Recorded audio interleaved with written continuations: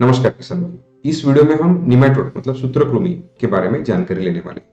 तो जैसे कि आप स्क्रीन पर देख सकते हो, तो इस प्रकार से गांठें डेवलप होना हमारे प्लांट के रूट्स पे चालू होती है और धीरे धीरे अपना पौधा मरने लगता है। तो अब इसकी शुरुआत कैसे होती है? तो जैसे ये निमेटोड के एडल्ट होते हैं, जैसे जो फीमेल्स होती है वो तो सबसे पहले वो अंडे देना शुरू करती है। तो इसमें ही सबसे पहले लार्वा की जो फर्स्ट स्टेज होती है तो उसे हम J1 स्टेज बोलते हैं। फिर उसमें जो नेक्स्ट स्टेज का लार्वा होते हैं वो J2 स्टेज उसे हम बोलते हैं। फिर J3, J4 एडल्ट्स और उसके बाद में वापस से उसके एग्स।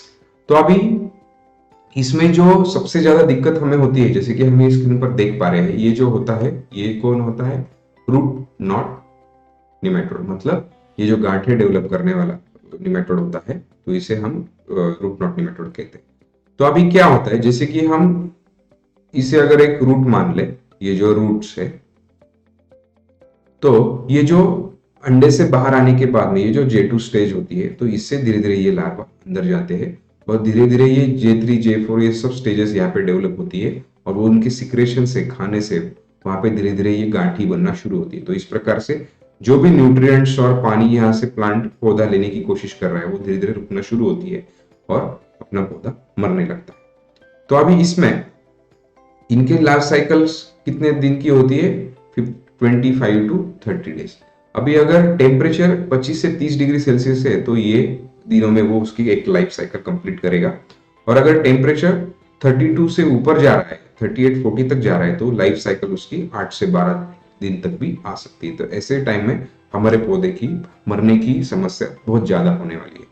तो अभी इसके ऊपर हम इसका पहचान कैसे करें? तो जैसे कि आप स्क्रीन पर देख पा रहे हैं, इनिशियल स्टेज में अगर हम इसे फर्स्ट स्टेज मान ले, तो शुरू के दिनों में थोड़ा बहुत इन्फेक्शन यहाँ पे हमें होना शुरू होता है, लेकिन व्हाइट रूट्स अच्छे प्रमाण में होने के कारण हमें यहाँ पर कुछ प्रकार की, कोई भी प्रकार की पौधों में प्रॉब्लम्स या मर वहां पे दिखती नहीं है। अभी जो पौधा मर नहीं रहा है या उसे कोई भी पीलापन नहीं दिख रहा है, तो हम कोई भी प्रकार का निमेटोड पे काम नहीं करते हैं, प्रिवेंटिव काम नहीं करते हैं। तो ये सबसे बड़ा गलत काम हम फार्मर करते हैं। तो अभी इसमें ये जो सेकंड और थर्ड स्टेज होती है, तो यहाँ पे धीरे धीरे यहाँ पे पीलापन दिखना शुरू होता है। तो यहाँ पे हम देख सकते हैं कि पौधे धीरे धीरे पीला होना शुरू हो रहे हैं और ये जो गांठें है, ये जो नॉड है, इनकी साइज धीरे धीरे बढ़ना शुरू हो चुकी है और व्हाइट रूट्स दिखना कम हो रहे हैं। तो धीरे धीरे इसके बाद में पौधा मरने लगता है। तो अब ये जो नेक्स्ट 3 स्टेजेस है, 4th, 5th और 6th, ये स्टेजेस में पहले 30 से 40 तक का पौधे मरना शुरू होते हैं, यहाँ पे 80% तक और यहाँ पे मोर देन 90% तक पौधे मरना शुरू होते हैं। और इसके ऊपर हम सॉल्यूशन क्या करें और इसके ऊपर हम क्या काम कर सकते हैं? तो सबसे पहले अगर हम वेजिटेबल कर रहे हैं, क्योंकि निमेटोड ये near about all type of plants पे असर करता है या उसे प्रॉब्लम में लाता है या उसे मार सकता है। अभी उसमें जैसे अनार हो गया या मौसम्बी हो गई या लेमन के जो भी क्रॉप्स हो गए, या फिर वेजिटेबल्स में कैप्सिकम होगी, पॉलेओस नेटिवस हो गए, टोमेटोज हो गए, कुकुम्बर हो गए, तो हर किसी पे निमेटोड और उसमें रूट नॉट निमेटोड का प्रादुर्भाव ज्यादा होता है।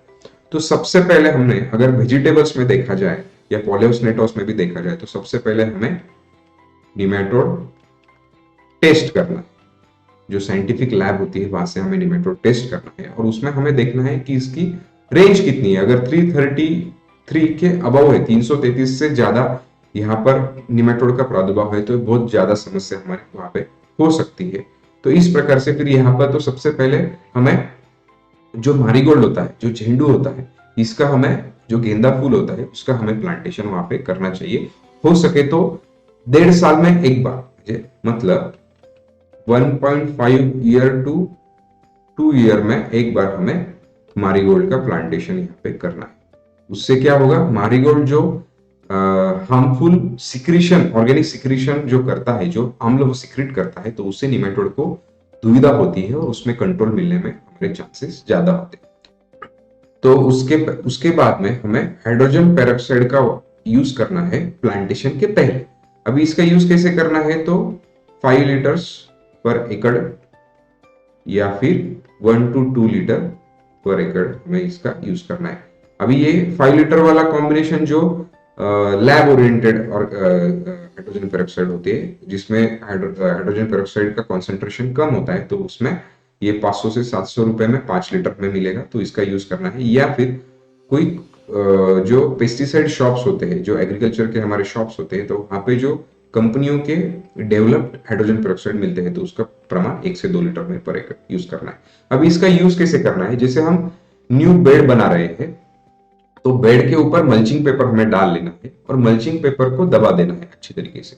और याद रखें, मल्चिंग पेपर को जो प्लांटेशन के लिए हम होल करते हैं, गड्ढे करते हैं, तो वो उसे कोई भी प्रकार के गड्ढे नहीं करना है या फाड़ना नहीं है, उसे प्लेन उसी तरह से उसे वहां पर बिछो देना है। और उसमें 70 to 80% ड्रिप से पानी देने के बाद, मतलब पानी हमारे पाथवे के बाहर तक आने के बाद हमें हाइड्रोजन पेरोक्साइड छोड़ देना है। और नेक्स्ट 3 डेज तक हमें वहां पे कुछ भी नहीं करना है। तो इससे क्या होगा, जो एसिड की रिएक्शन होगी, जो फ्यूम्स वहां से निकलेगी, तो वो सभी फ्यूम्स वहीं पे मल्चिंग पेपर को कोई भी होल न रहने के कारण से वो वहीं पे घूमेगी और सभी प्रकार के, जैसे पीथियम हो गया, राइजोप्टोनिया हो गया, फ्यूजेरियम हो गया, फाइटोप्थोरा हो गया, उसके बाद में निमेटोड के root knot nematode, cyst nematode, reniform nematode, ये सब वहां पे जो भी मैक्सिमम हार्मफुल या ऑर्गेनिजम्स हो गए, तो उसको वो किल कर देगा, मार देगा। और उसके बाद में हमें निमेटोड के कंट्रोल के लिए 15 से 30 दिन में एक बार निमकारा का यूज करना है। निमकारा का यूज हमें कितना करना है? 500 ग्राम पर एकड़। अभी निमकारा क्यों यूज करना है? तो निमकारा में जो कॉम्बिनेशन है उसमें 3 टाइप्स ऑफ फंगस है, मतलब जो बेनिफिशियल कवक होते हैं वो है, और 2 टाइप्स ऑफ उसमें बेनिफिशियल बैक्टीरिया है। जैसे कि फंगस में कौन से है? जो पोचोनिया क्लाइमोडोस्पोरियम है, वर्टिसिलियम क्लाइमोडोस्पोरियम है, या बैसिलोमाइसिस लिलासिनेस है, उनका कॉम्बिनेशन इसमें है। और बैसिलस की कुछ 2 प्रजातियां भी इसमें है।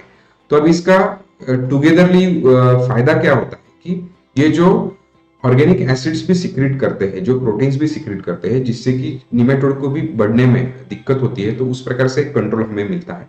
उसके बाद में ये जो फंगस होते हैं, तो एक प्रकार के हमारे रूट्स के यहाँ पे एक प्रकार के डेवलप होकर ऐसी जाली बना लेते हैं, और जब भी कोई निमेटोड वहां पर घूम रहा है या आ रहा है या अटैक करने की कोशिश कर रहा है, तो रूट्स के नजदीक या रूट्स के आसपास में ये पूरे फंगस का डेवलप होने के कारण उसमें, उसके जाल में ये अड़क जाते हैं, और धीरे धीरे ये फंगस उसे खाने की कोशिश करते हैं और धीरे धीरे उस पर कंट्रोल में पा लेते हैं।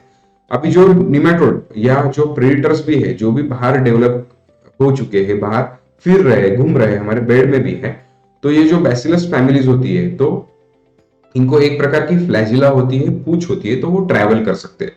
तो वो अदर प्रोडक्ट जैसे फर्स्ट 2 स्टेजेस पे ही काम करता है। तो इसमें बैसिलस फैमिलीज भी रहने की वजह से वो ज्यादा से ज्यादा ऑल J4 स्टेजेस तक भी उनकी शिकार करने या उनको कंट्रोल करने में हमें निमकारा हेल्प कर सकता है। तो इस प्रकार से हमें निमकारा का यूज करना चाहिए।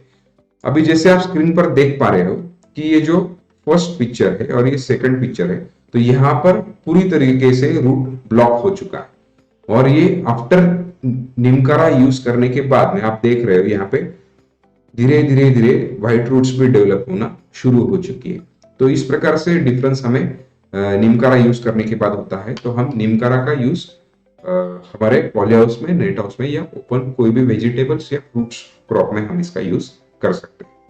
धन्यवाद।